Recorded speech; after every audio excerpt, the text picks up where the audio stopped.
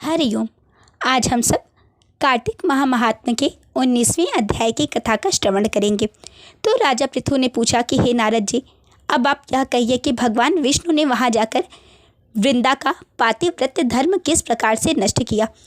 तो राजा पृथु की ऐसी बातों को सुनकर के नारद जी बोले कि भगवान विष्णु को जब यह ज्ञात हो गया कि जब तक वृंदा उसकी पत्नी अपने पातिव्रत्य धर्म का पालन कर रही है तब तक जालंधर की कोई हानि नहीं हो सकती, तो भगवान विष्णु जालंधर के नगर में जाकर उसकी पतिव्रता स्त्री वृंदा का पतिव्रत भंग करने का विचार करने लगे और वे जाकर के वहीं पर उसके नगर में उद्यान में ठहर गए और रात में उस वृंदा को स्वप्न दिया।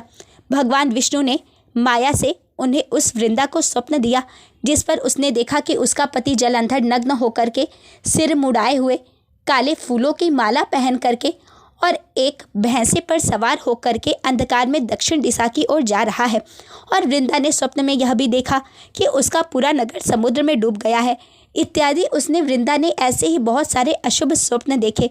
फिर वह स्वप्न का विचार करने लगी। इतने में ही उसने जब देखा कि सूर्योदय हो रहा है तो सूर्योदय कांतिहीन था और उसे उस सूर्योदय में एक छिद्र दिखाई पड़ा। तो उसने जाना कि अवश्य ही कुछ अनिष्ट होने वाला है। अतः वह बहुत ही भयभीत हो गई और रोती हुई यहाँ वहाँ चली गई, परंतु उसे कहीं भी शांति प्राप्त नहीं हुई। फिर वह अपने सखियों के साथ उपवन में गई, वहाँ भी उसे शांति नहीं मिली। वह जंगल में निकल गई। जंगल में उसने सिंह के समान दो भयंकर राक्षसों को देखा जिससे भयभीत होकर के वह भागने लगी। जब वह भागने लगी तो उसने अपने सामने एक बहुत ही अपने शिष्यों सहित तेजस्वी मुनि को देखा।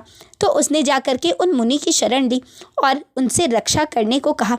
तो मुनि ने अपने एक ही हुंकार से उन राक्षसों को भगा दिया। वृंदा को आश्चर्य हुआ और वह भय से मुक्त हो मुनिनाथ को हाथ जोड़कर प्रणाम करने लगी। फिर उसने मुनि से अपने पति के संबंध में उसके कुशल क्षेम का प्रश्न किया।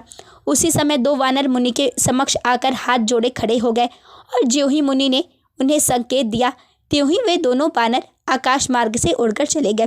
फिर जालंधर का सिर और धड़ लिए मुनि के आगे आ गए। तब अपने पति को मृत हुआ जान वृंदा मूर्छित हो धरती पर गिर पड़ी और अनेक प्रकार से विलाप करने लगी। उसके बाद उसने मुनि से कहा कि आप मेरे पति को जीवित कर दीजिए। ऐसा सुनकर के मुनि ने कहा कि यह शंकर जी द्वारा युद्ध में मारा गया है, अतः मैं इसे जीवित नहीं कर सकता, क्योंकि भगवान शिव जिसे मार देते हैं वह कभी जीवित नहीं हो सकता। परंतु तुम शरणागत हो मेरी, और शरणागत की रक्षा करना धर्म है, अतः मैं इसे कृपा करके जीवित कर देता हूँ। तो नारद जी आगे कहते हैं कि वह जो मुनि थे वह साक्षात विष्णु जी ही थे जिन्होंने यह सब माया फैला रखी थी। तो उन्होंने वृंदा के पति को जीवित कर दिया और वे ऐसा करके अंतर ध्यान हो गए। फिर जालंधर जो कि मायावी ही था उसने वृंदा को आलिंगन किया और मुख चूमा। फिर वृंदा भी अपने पति को जीवित हुआ देख बहुत प्रसन्न हुई और उसके बाद उसने उन सभी स्वप्नों को समझा। फिर वृंदा सकाम होकर के बहुत दिनों तक अपने पति के साथ भोग विलास इत्यादि करने लगी।